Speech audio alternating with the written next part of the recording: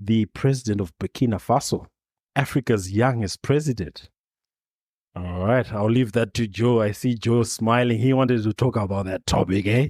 Oh, yeah. The Burkina Faso president, Ibrahim Traore. Yes. Yeah, I know it's quite fascinating for me because I've been a fanatic for his a mentor in terms of he wanting the legacy to continue. You remember that guy Thomas Sankara? Yep. Yeah, so Thomas Sankara was one of the presidents for Burkina Faso, like in the 80s. I think it was 83, where he came into power after a coup. So he was a Marxist, sort of, but a Pan-Africanist. And he changed everything and tried to cut the ties with France. So this young president, Ibrahim Traore, he wants to, complete the legacy of Sankara. And we can see that because recently they've already started, severing their ties with France because they want Africa to be independent of the imperialism and the neocolonialism, which France has had a stronghold on those Western African countries. So Ibrahim Traore, interesting young fella. I see him, if he sticks to his guns, he might bring success to Burkina Faso. What are your thoughts, Tina? I don't know much about this guy, but I just noted of he seems to be quite a very well-spoken guy.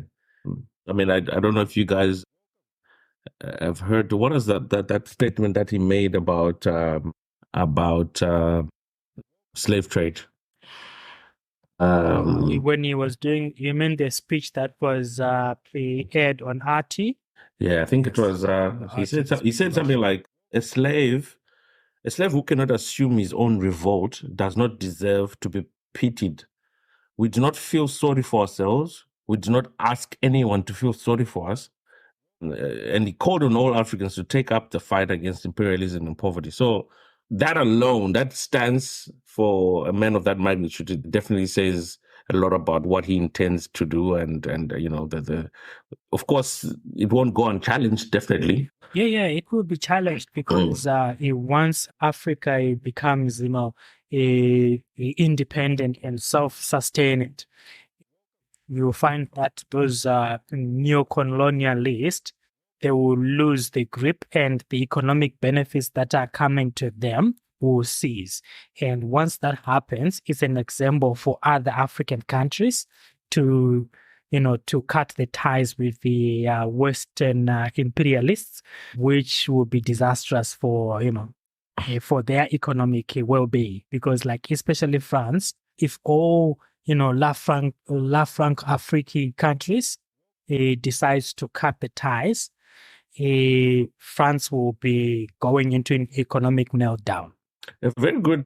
That's quite interesting you mentioned that, because France has actually gone out and said, I saw this online, they've actually gone out and threatened. They said they will fight anyone that opposes for the French interests in any country. And to note, France, Niger is the biggest supplier of uranium to France. I think they supply about 15% of uranium to France, and France having this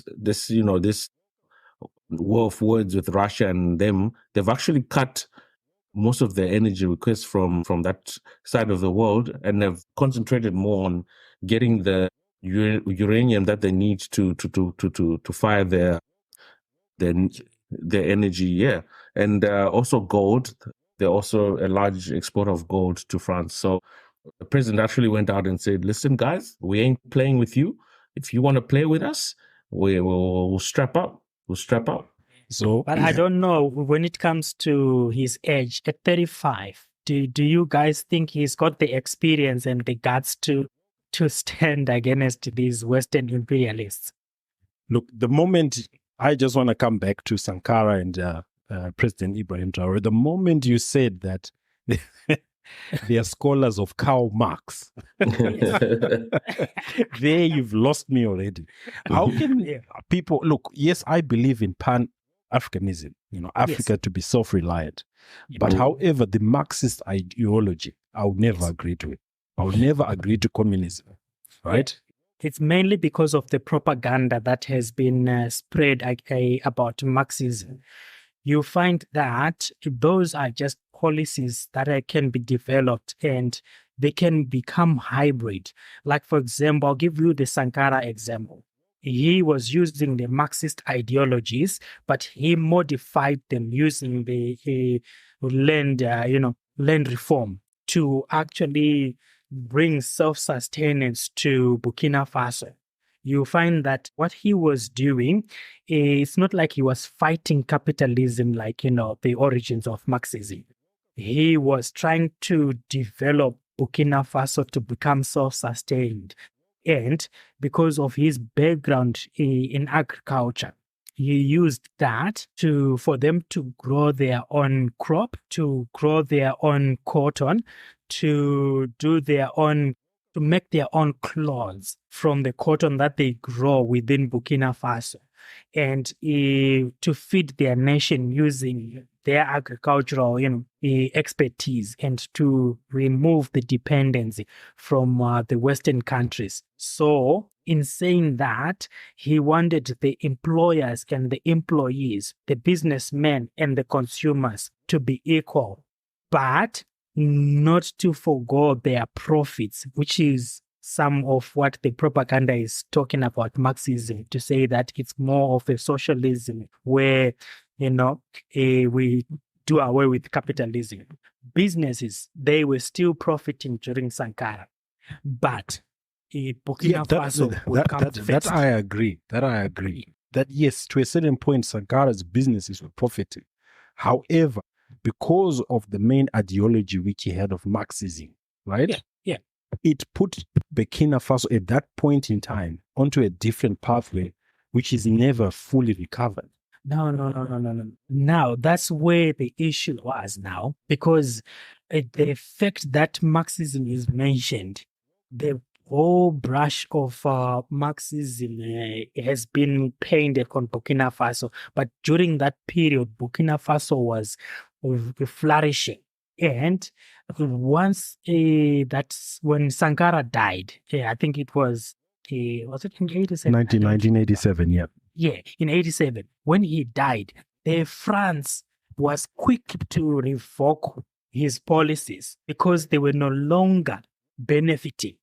And that's why you find that the propaganda, the more you talk about it, you realize that we've been conditioned to hate ourselves, you see, and like the Western way of things. At the end of the day, we look at ourselves as illiterate and not being able to be self-sustaining, to fight each other. But it's not us. It's the propaganda of the imperialism. They have colonized economically and, socially. You find that socially in the sense that they control all the media, the information and everything, the education.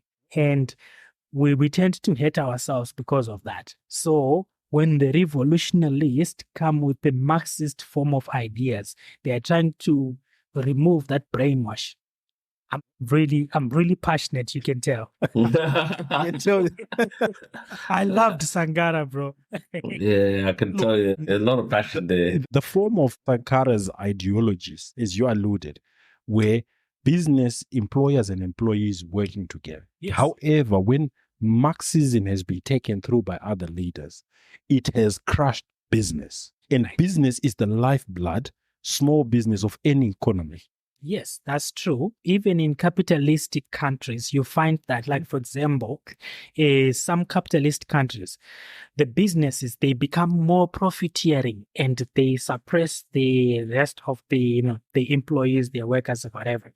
And development that comes back to the public services is insignificant, and you find that there is poverty in those capitalist countries, and it doesn't mean that when we say capitalism is not bad, but people take advantages of the loopholes and the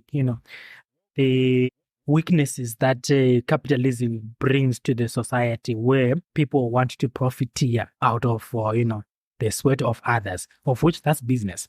But at the end of the day, we can make a hybrid system where capitalism and Marxism ideologies, they can live together to bring prosperity within a society. That one we can accept, as long as we can bring both of them to be a hybrid society. Like some of the societies where we live, where you've got social housing, you've got, Medicare for all, where you can go to the hospital, you don't have to pay cash, you don't have to, if you want to go for private health, where you want more private hospital, then you can get your private health insurance. We all agree to that, right? We're not saying that all of Karl Marx's ideologies were bad, right?